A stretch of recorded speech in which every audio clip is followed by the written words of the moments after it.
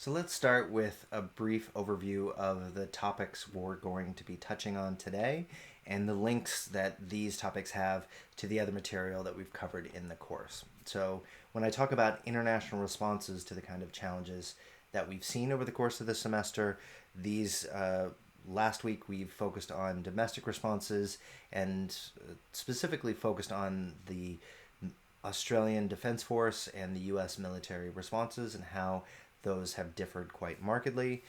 This week, we're going to look at international responses. It is, in some ways, the most general and difficult area for cooperation, but one that often gets the most international media attention and can often have the greatest effect on moving these kind of norms and patterns of behavior forward. So this week we're going to focus on international responses, though a lot of these, of course, bleed over into domestic responses. So a couple of takeaways from last week, basic terms that we're going to be using again this week: mitigation, trying to change what we do in order to prevent the worst things from happening or from other things happening in the future.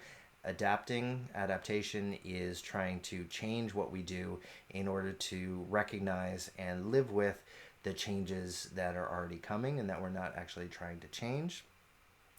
The decisions that we make are a function of risk, which is the consequence of something happening and times the probability of that thing actually happening.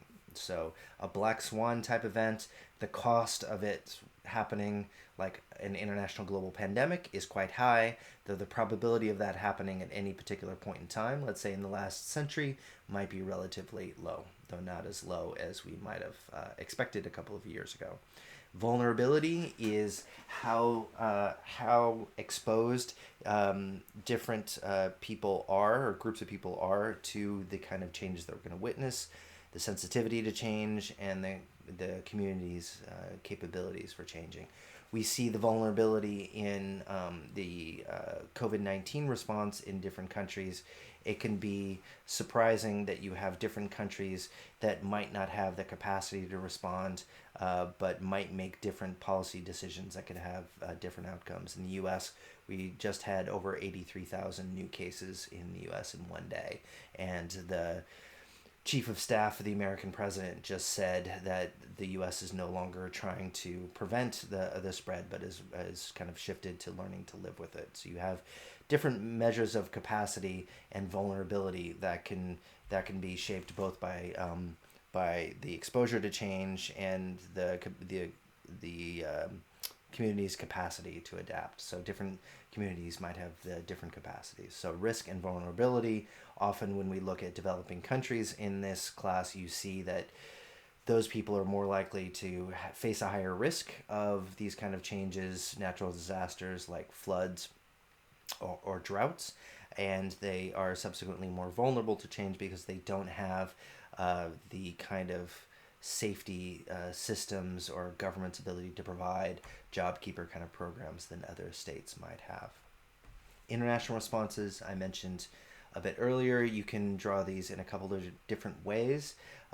Again, I had establishing new norms as the most difficult, though norms that we already live with, we might not be aware of. Those you really don't have to do anything that can also have an effect. But start with going it alone, mitigate and adapt on your own without making any kind of cooperation agreements with other states. You can make bilateral treaty agreements in which you have a specific resource, or like with the damming the Nile in between Ethiopia and Egypt and Sudan. You can have either bilateral treaties or multilateral treaties or regional treaties that can deal with these issues. International organizations and regimes are even more difficult because it requires a certain critical mass of international governments to sign on to new kinds of international regimes, treaties, or agreements that can take a large swath of the world population along, and so that can be difficult to implement.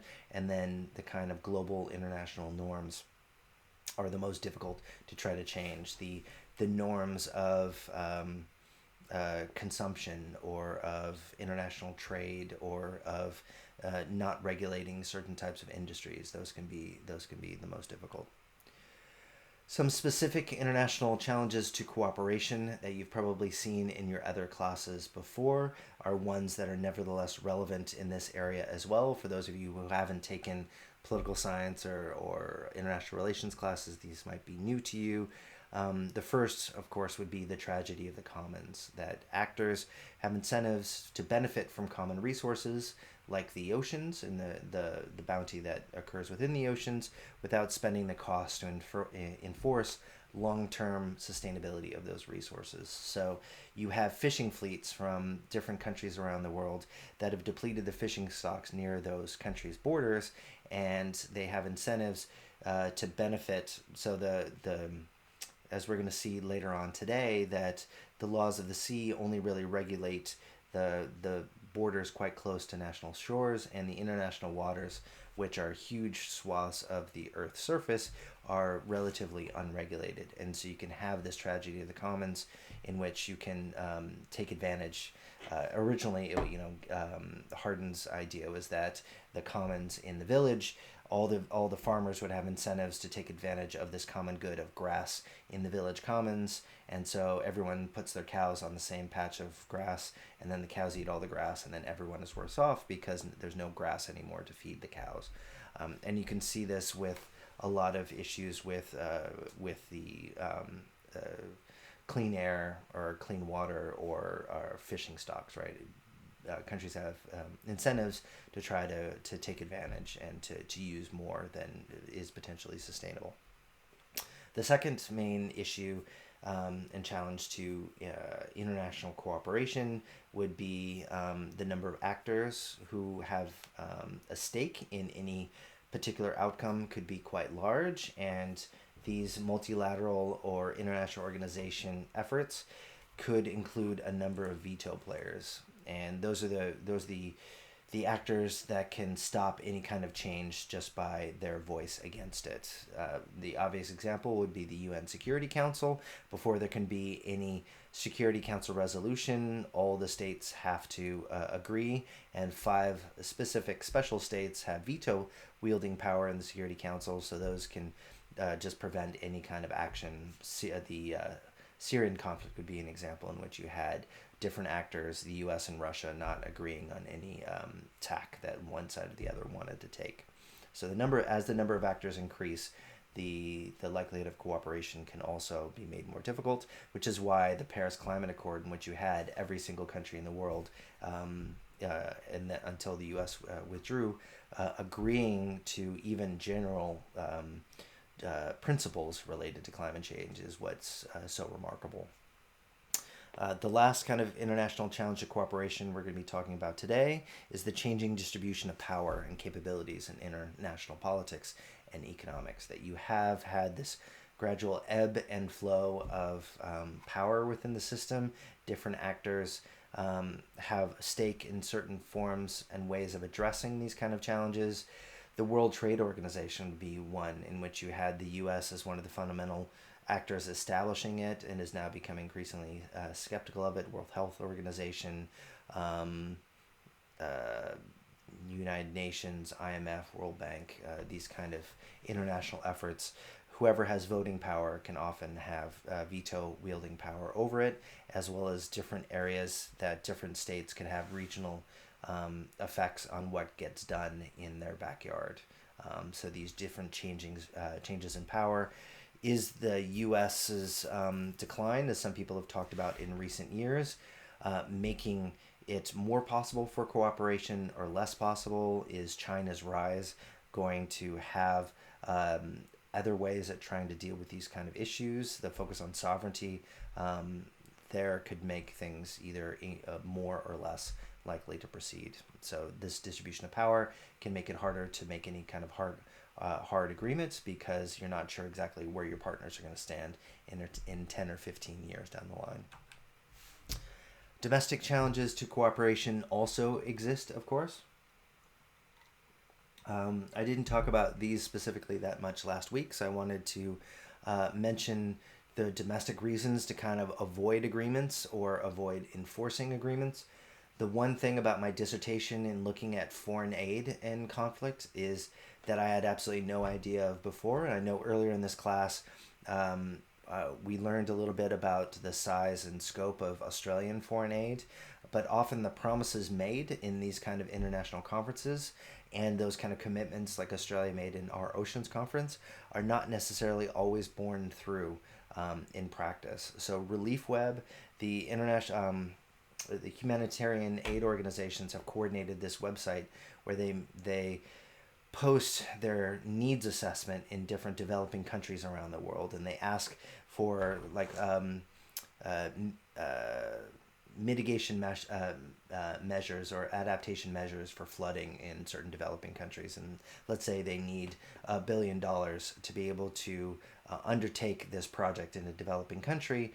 Often these projects receive a third or less of the amount of money that they need, or countries go to a conference, agree on spending $1 billion, and then because of domestic political considerations or economic shocks to their budget, they end up not being able to follow through on that. And so you can have either incentives to avoid agreements, like the U.S.'s agreement to the Paris Climate Accord, or just avoiding enforcement. A couple of ones that are specific that I think relevant to the course material today would be the initial efforts to try to regulate emissions in the 1990s with the Kyoto Protocol, in which you had shirking and a lack of real enforcement mechanisms for the commitments that different countries made in 1994.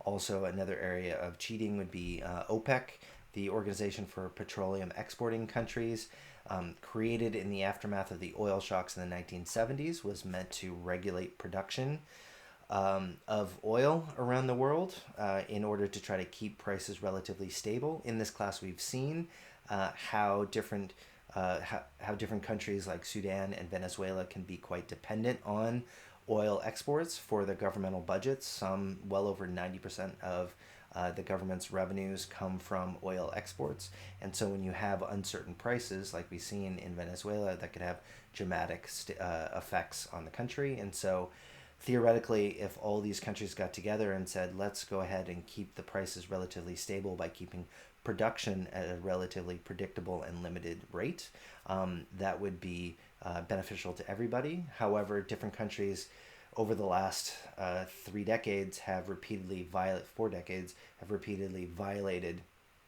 OPEC's restrictions. Saudi Arabia, Russia, Iran, Iraq, for different reasons over time, have violated these agreements for their own domestic interests or foreign policy interests. And so you have this agreement that should benefit everyone. However, your incentives to defect to benefit your own self can be overwhelming in certain periods of time. So you have seen regular violations related to OPEC restrictions. Contrast that, I think, interestingly, to the diamond market, in which you have had price stability to a remarkable extent and control of production.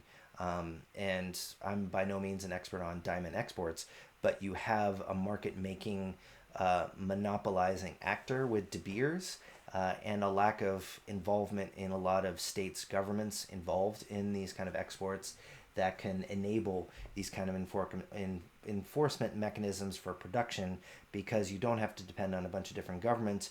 You're depending on one business who has a very long shadow of the future, and you don't have democratic elections. And so I hadn't really thought about that until now, that you have another example of veto players and a number of actors affecting the ability to have price stability, because you have long shadow of the future with non-democratic private corporations trying to secure supply at a regular extent in order to prop up prices.